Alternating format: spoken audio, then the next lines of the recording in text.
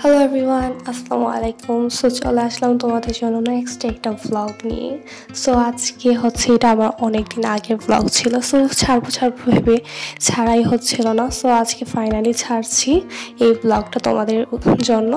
আর এটা হচ্ছে আমার আম্মু বাসায় ছিল না। সো ভাবছিলাম কী রান্না করব।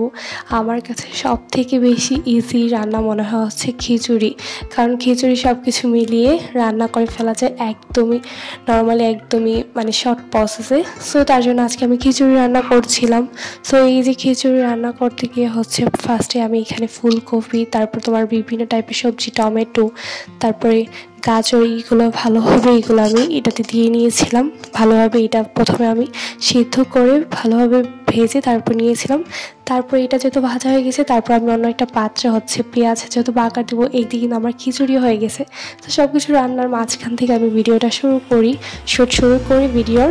সো এখন হচ্ছে আমি পেঁয়াজগুলো ভালোভাবে কুচি করে এখন আমি ভেজে নিচ্ছিলাম। পেঁয়াজগুলো যেহেতু বাগার দিতে হবে খিচুড়িটা। তারপরে হচ্ছে আমি আমার গাছের পেঁয়াজ পাতা, তোমরা তো দেখেছো আমার গাছের পেঁয়াজ পাতাগুলো মাশাআল্লাহ কতটুকু হয়েছে। তো সেখান থেকে নিয়ে আসা সেই পেঁয়াজ পাতাগুলো দিয়ে ভালোভাবে নিয়ে নিচ্ছিলাম। আর এই যে আমার ভাজা শেষ মনে হয়। আর এটাতে আমি এখন পুরোটা খিচুড়ি দিয়ে নাড়া দিয়ে নিব। একদমই ইজিভাবে খিচুড়ি রান্নার শর্ট একটা ভিডিও তোমাদের জন্য, মানে তুমি অল্পতে কীভাবে তাড়াতাড়ি তোমরা খিচুড়ি রান্না করবে। প্রথমে সবজিগুলো ভালোভাবে নেড়ে এগুলোকে সিদ্ধ করে দেন খিচুড়ির সাথে মিশিয়ে তারপর বাগার দিয়ে ফেলবে, ব্যাস হয়ে যাবে। আর আমার কাছে খিচুড়ির সাথে সব থেকে বেশি খেতে ভালো লাগে হচ্ছে বেগুন ভাজা। তো তার জন্য আমি বেগুন ভাজা করে নিচ্ছিলাম। এখানে আমি আগে থেকে বেগুনগুলো ম্যারিনেট করে নিয়েছিলাম। আর এই যে বেগুন ভাজা শেষ আমার সো এই যে বেগুন ভাজা দিয়ে সাথে আরও অনেক কিছু আছে। আমার আচার দিয়েও খিচুড়ি খেতে বেশ ভালো লাগে, তার জন্য এই যে আমি দুই প্রকার আচার নিয়ে নিয়েছি।